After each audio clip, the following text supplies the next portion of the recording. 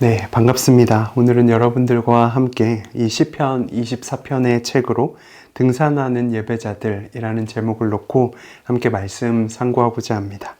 오늘은 말씀 한 구절 읽고 시작하도록 하겠습니다. 로마서 12장 1절 말씀입니다. 함께 읽겠습니다. 그러므로 형제들아 내가 하나님의 모든 자비하심으로 너희를 권하노니 너희 몸을 하나님이 기뻐하시는 거룩한 산 제물로 드리라. 이는 너희가 드릴 영적 예배니라. 아멘. 성경에 보면 하나님께서 기뻐하시는 예배가 있다. 이렇게 말씀합니다. 그것은 곧 영적 예배입니다. 하나님께서 기뻐하시는 예배. 주일 오전 예배를 기뻐하실까요? 혹은 주일 저녁 예배를 기뻐하실까요?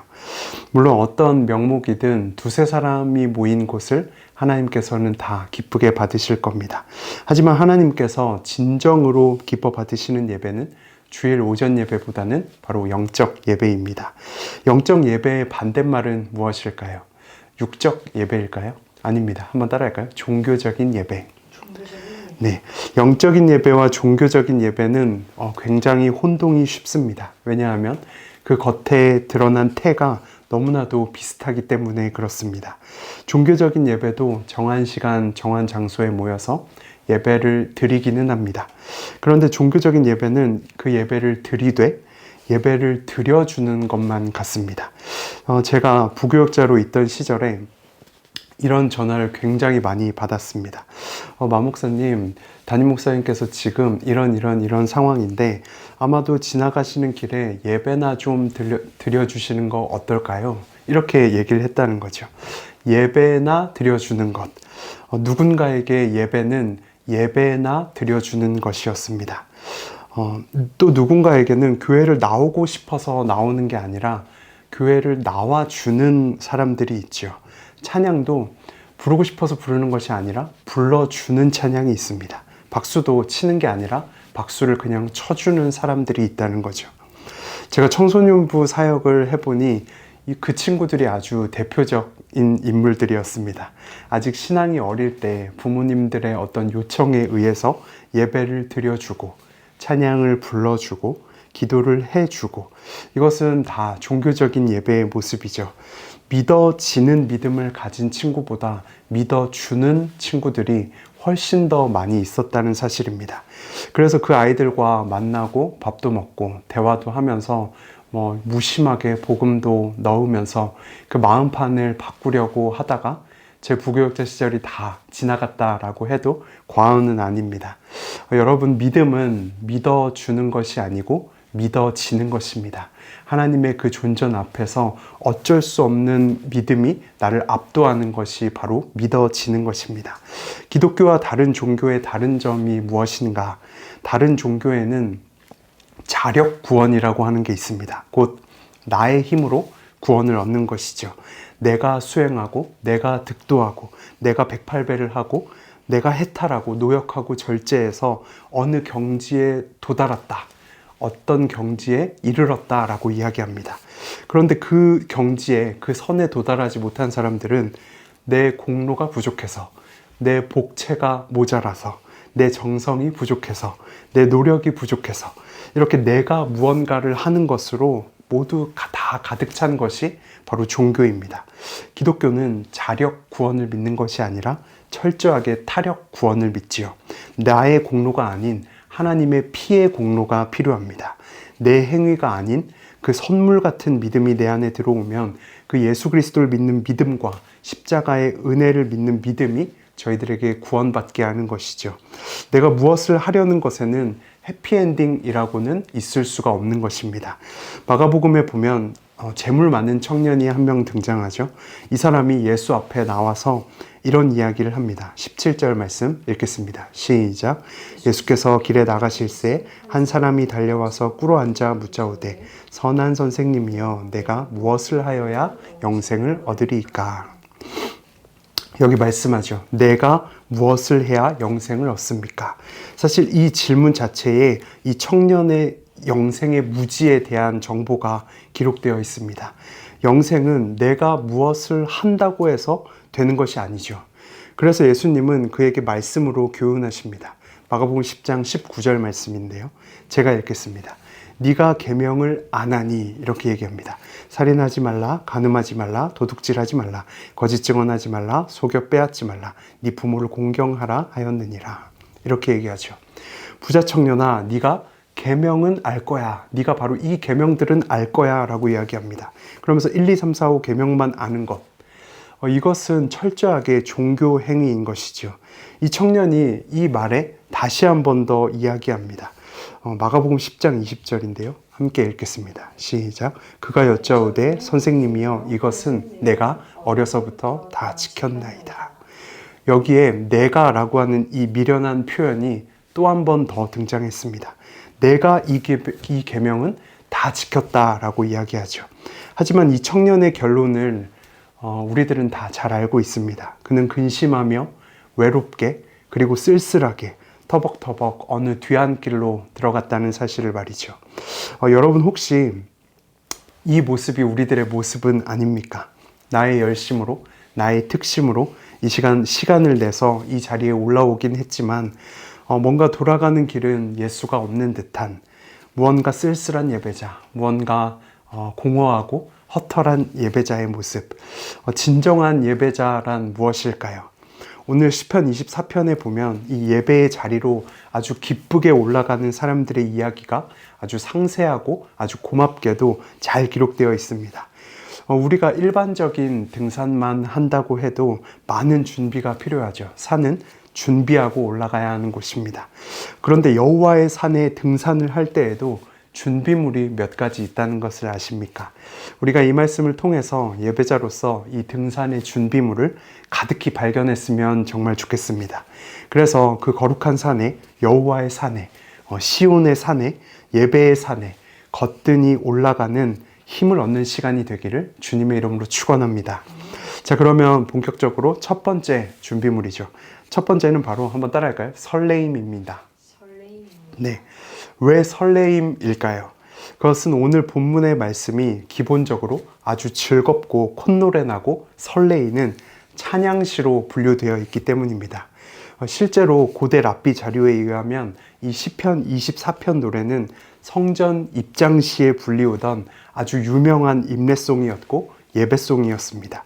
특별히 유대인들은 일주일의 첫날에, 그러니까 주일에 오프닝으로 이 24편을 다 같이 큰 소리로 합창했다고 합니다. 월요일은 한번 보실까요? 간단히 쭉 보십시오. 월요일은 시편 48편, 화요일은 시편 82편, 수요일엔 94편, 목요일은 81편, 금요일엔 93편, 토요일엔 92편을 노래했고, 그리고 마지막 주일에는 오늘의 본문인 이 24편을 노래했다는 것이죠. 왕이 지금 이곳에 오는 것입니다. 왕이 지금 이곳에 입장한다. 우리나라로 치면 윤 대통령이 보좌관들과 함께 지금 이곳에 잠시 온다. 이 사실을 우리가 정말 마음의 절절함으로 기다린다면 우리들의 마음은 어떤 바탕이 될까요? 설레일 수밖에 없습니다. 떨리고 울림이 있는 시간이 우리를 맞이하겠죠. 왕이 있는 곳에 내가 가는 것도 굉장히 설레이는 시간이지만 무려 왕이 나에게 온다. 이것은 설레임을 넘어 벅참의 시간입니다. 시편 24편의 배경은 오벳에돔의 언약궤가 블레셋에게 빼앗겼다가 타지를 떠돌다가 이제 제자리로 돌아오는 때의 배경을 가지고 있습니다. 언약궤는 하나님의 임재를 상징하는 것이죠. 하나님의 상자, 하나님의 박스입니다. 저희들은 택배 박스 하나만 받아도 굉장히 설레이지 않습니까? 맞죠? 그런데 언약궤라고 하는 이 박스 안에 무려 하나님의 임재가 들어있고 그것이 정말 오랜만에 나에게 도착한다 라는 알림이 울린다면 정말 설레일 수밖에 없고 떨릴 수밖에 없는 것입니다. 그래서 사무엘상 말씀엔 이렇게 기록하죠. 사무엘상 4장 5절 말씀 함께 읽겠습니다. 시작. 여호와의 언약궤가 진영에 들어올 때에 온 이스라엘이 큰 소리로 외침에 땅이 울린지라. 이 말씀을 보니까 언약궤가 들어올 때 그냥 개개인의 설레임 정도가 아니라 온 나라 통째가 휘청거리는 울림으로 그것을 받아들였습니다. 이스라엘이 큰 소리로 외쳤고 땅이 울렸다라고 성경은 기록하죠.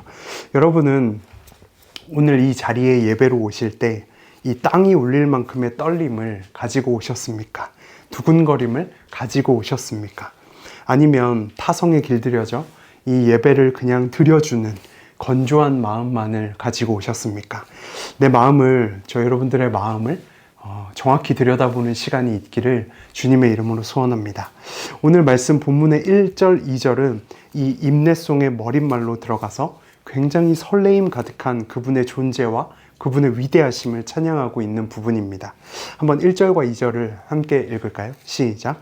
땅과 거기에 충만한 것과 세계와 그 가운데에 사는 자들은 다 여호와의 것이로다. 여호와께서 그 터를 바다 위에 세우시며 강들 위에 건설하셨도다.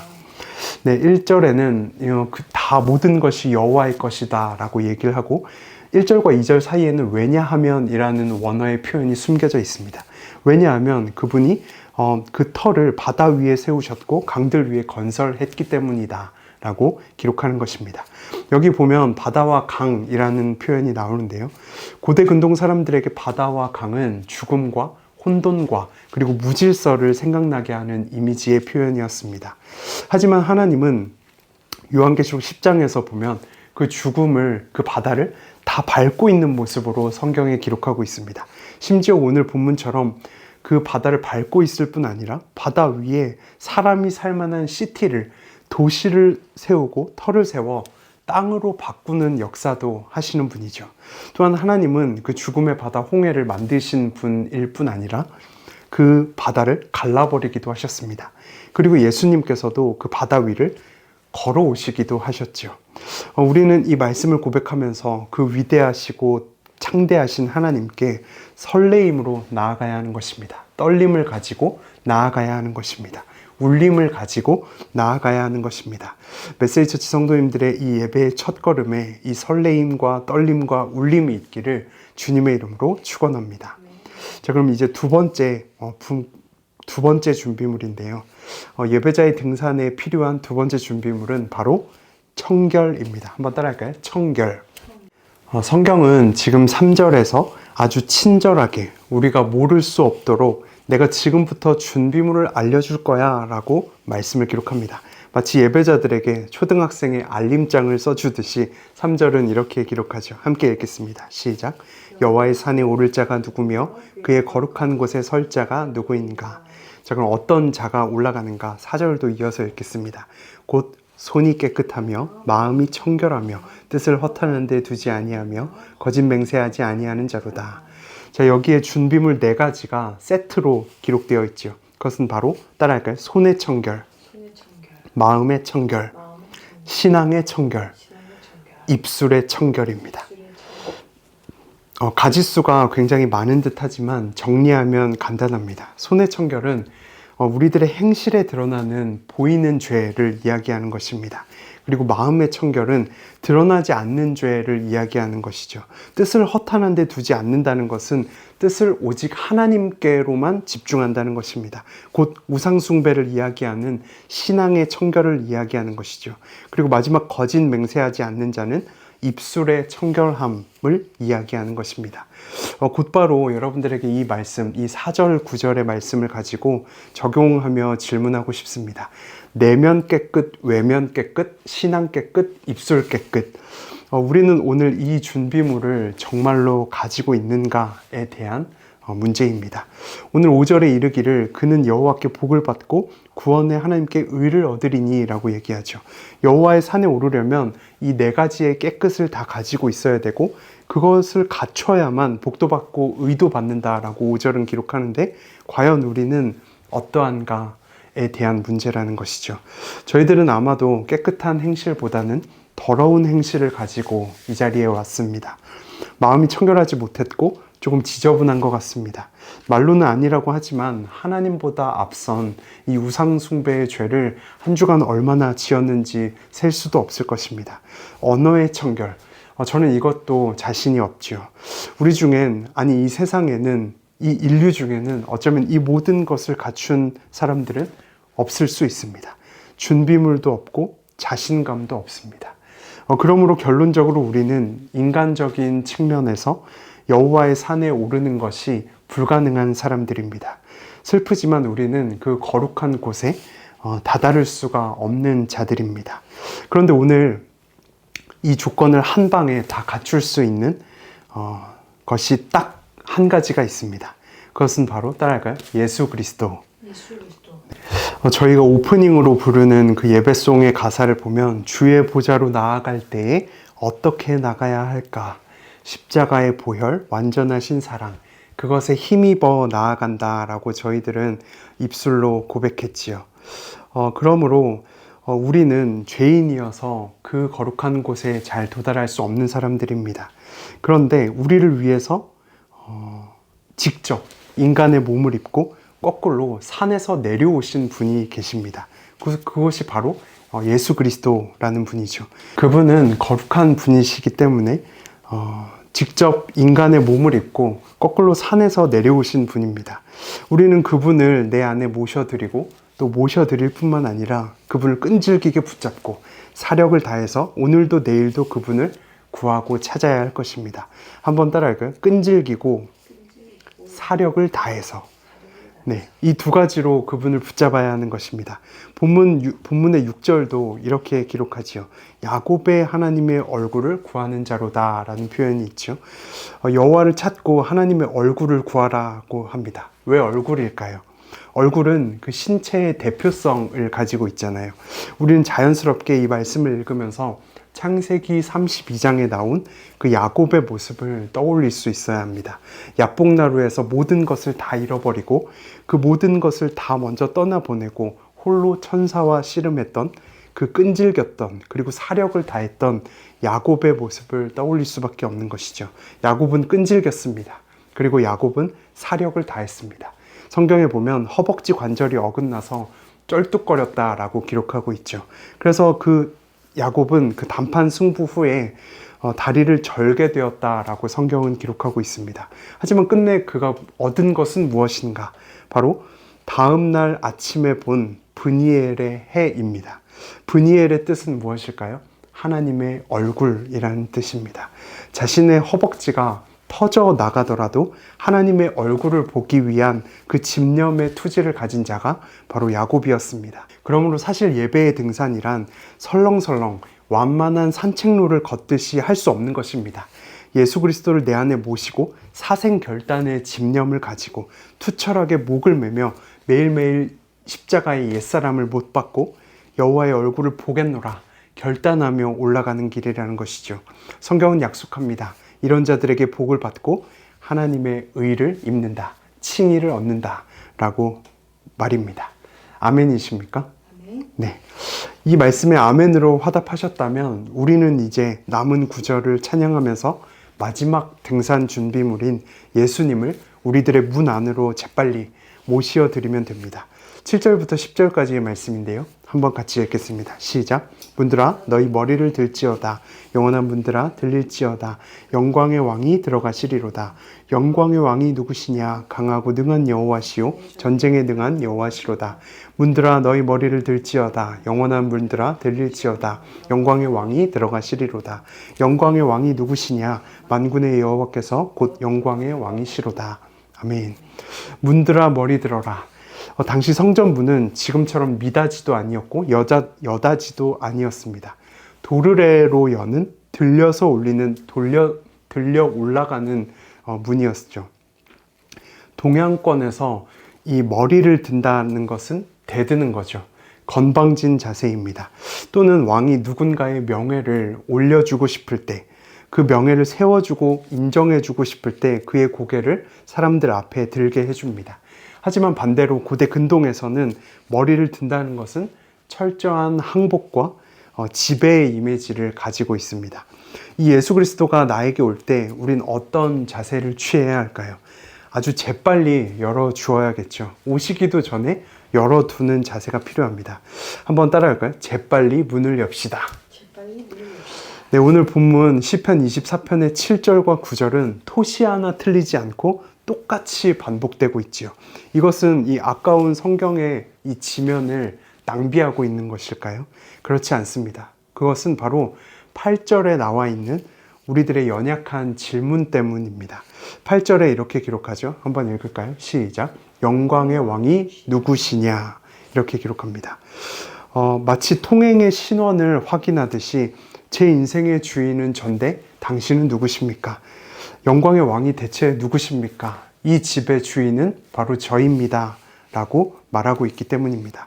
성경은 우리들의 이 질문에 계속해서 말씀해 주시고 계속 반복해 주시고 계속 문두드리며 영광의 왕이 지금 온다. 문을 들어 올려라 라고 요청하고 있는 것이죠. 훗날 우리 인생에서 어쩌면 가장 잘한 일은 예수님을 문 밖에 세워두지 않는 것, 그것일 수 있습니다. 이어서 이 준비물이 오늘 어디로 들어오고 있는가? 성전으로 들어오고 있습니다. 저는 묵상하기로 이 부분이 너무나도 벅찼습니다. 왜냐하면 이 예수 그리스도라고 하는 마지막 준비물은 내가 꾸역꾸역 챙기는 것이 아니라 오늘 이 성전 문을 밟고 오는 것도 아니고 뛰어넘어 지나가는 것도 아니고 친히 나의 성전 문 안으로 들어오고 있습니다. 우리는 이제 너무 잘 알고 있죠. 이 성전이 바로 우리 자신들이라는 사실을 말입니다. 그래서 고린도전서 3장 16절의 상반절은 너희는 너희가 하나님의 성전인 것이라고 기록하고 있습니다. 그리고 이어서 고린도후서 6장 16절에도 하나님의 성전과 우상이 어찌 일치가 되리요 우리는 살아계신 하나님의 성전이라 이렇게 기록합니다. 그러므로 7절부터 10절의 말씀은 이 예수 그리스도라고 하는 준비물이 나의 안에 자동적으로 마련되는 장면입니다. 여러분도 여러분의 내면 성전을 항상 준비하고 점검하십시오. 들어오실 때 행여나 불편하고 그분이 걸리적거리지 않도록 죄와 같은 것들은 다 청소해 두십시오. 그리고 수시로 환기하십시오. 예배 시간만 열었다가 이 예배당을 나가면 다시 문을 확 닫아버리는 것이 아니고 예배를 마치고 나서도 일상에서도 끊임없이 예수 그리스도가 내 안에 들어올 수 있도록 하나님 앞에 항복의 문을 활짝 열어놓는 축복이 있기를 주님의 이름으로 소원합니다. 우리 주님께서 들어오셔서 그렇게 들어오실 뿐만 아니고 전인격으로 나를 가득 채우시고 우리의 예배를 온전히 통치하시고 다스리시도록 나의 삶의 왕이 되시도록 받아들이는 축복이 있기를 주님의 이름으로 소원합니다. 말씀을 간단히 정리하도록 하겠습니다. 등산에도 장비가 필요하듯이 여호와의 산에 오르는 이 예배자도 준비물이 필요합니다. 우리는 무엇을 챙겨야 할까요? 첫 번째는 창조주 하나님을 예배할 설레임과 떨림과 울림입니다. 두 번째는 청결함을 챙겨야 합니다. 내면의 청결, 외면의 청결, 신앙의 청결, 입술의 청결을 챙겨야 합니다. 하지만 이 준비물은 우리가 다 준비할 수가 없습니다. 그렇기 때문에 예수 그리스도라고 하는 마지막 준비물을 우리들의 신앙 성전에 모시어 드릴 수 있어야 됩니다. 여러분, 산이 평지와 다른 것은 올라가야 함에 있습니다. 참 제자의 길은 올라가는 길입니다. 세상의 길은 너무나도 쉽지요. 그냥 굴러내려가면 됩니다. 하지만 사막만이 그를 맞이하고 있겠지요. 많은 성경 인물들은 중력을 거슬러서 산으로 올라갔습니다. 하나님의 역사는 때때로 그리고 자주씩 산에서 이루어졌습니다.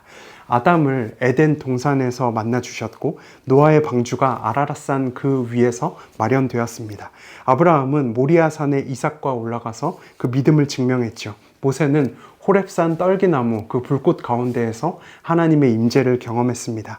이스라엘 백성은 시내산에서 그 위대한 언약을 맺었고 솔로몬은 시온산에서 그토록 기다리던 하나님의 성전을 짓고 그곳에서 하나님의 영광을 바라보게 되었습니다. 마지막으로 예수님도 골고다 언덕에서 그분의 공생의 사역을 마감하셨지요. 이렇듯 등산 후에는 꼭 승리가 있었다는 사실입니다. 우리들의 예배의 등산 그 결말에도 이 승리는 보장되어 있을 줄로 믿습니다. 한번 따라할까요? 승리는 보장되어 있습니다. 승리는 보장되어 있습니다. 감사합니다.